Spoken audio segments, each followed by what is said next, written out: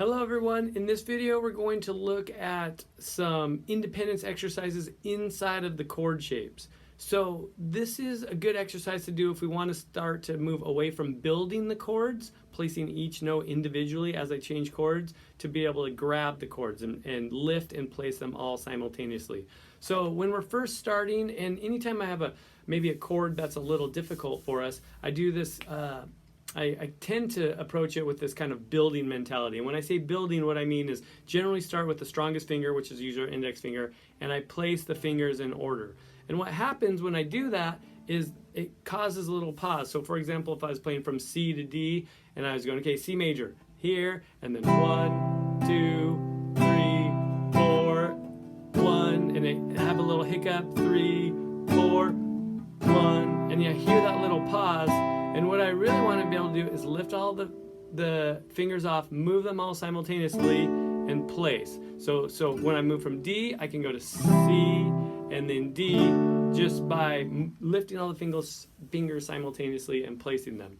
It takes quite a bit of coordination and control over the fingers. So this is an exercise that I've found that really helps with that. So let's start with C major, and you could do this for any chord, no matter the simplicity or the complexity of the chord. I recommend, since we start looking at the diatonic chords in C major, you go through each of those chords in C major and work this process with them, and then you'll find that actually changing between the chords is much easier because you're more comfortable and familiar with the chord shapes, and your fingers are more used to how to work dependently of one another, so in conjunction with one another. So what we're going to do is this. We're going to start with C major. I'm going to keep a simple quarter note strum. You can just use your thumb or your fingers, whatever's comfortable here, and we're just going to do a simple down strum where we go 1, 2, 3, 4. Now what we're going to do is this. On beat 3, we're going to remove a portion of the chord, and that will start simple,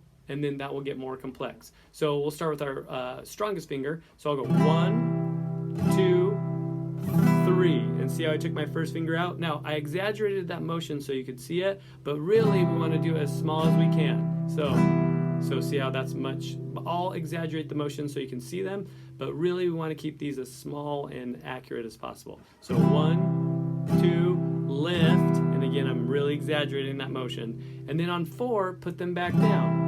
And that's the reason why we want to keep the motion small, because if I go 1, 2 and I lift it just a little bit, it's much easier to put down accurately than 1, 2, 3, 4. That takes a lot more energy and concentration. So what we're going to do is this: 1, 2, lift the first finger and put it back down. Let's do that a couple times. 1, 2, lift the first finger, put it back down. Now let's move to our second finger. 1, 2, lift the middle finger, and then put it back down. And really make sure you try to hear that open D string, the open 4 string. Now let's move to the third finger. 1, 2, and that actually changes this harmony to A minor 7. So make sure you really hear that A.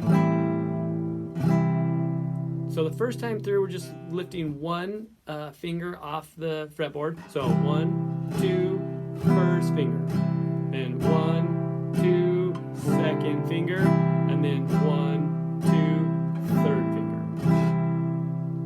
So the next level is what we're going to start to do is lift 2 fingers simultaneously. So this is starting to work with interdependence and independence. So first we'll do 1 and 2.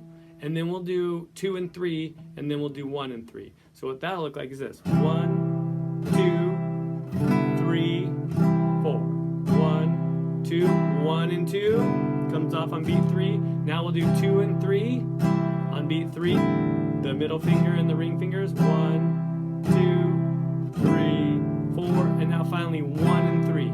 2, 1 and 3, and then back down. 1.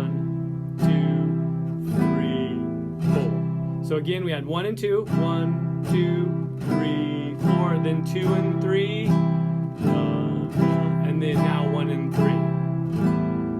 And sometimes those non-adjacent fingers are a little more challenging. That's why we went 1 and 2 and 2 and 3. Now, if we get to this point and we're having difficulty lifting those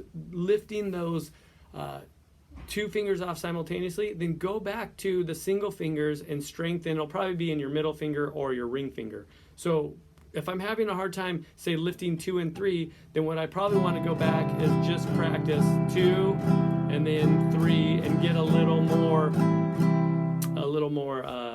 coordination and independence in those fingers. So then when I do them both, I can control them both.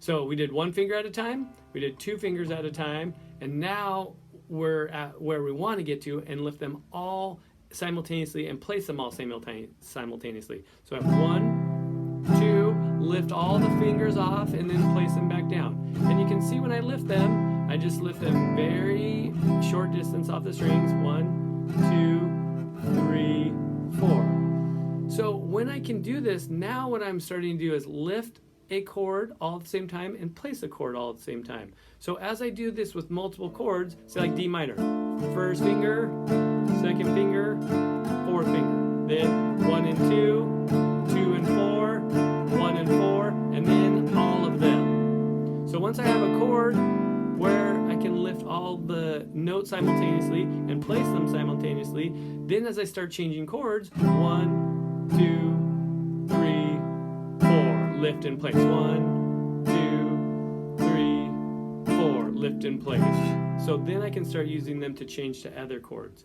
So what I would want to do is go through each of the chords, the diatonic C major chord. So E minor is relatively easy. First finger, second finger, open. That one's pretty easy. F major 7, first finger, second finger, third finger, 1 and 2, 2 and 3, 1 and 3.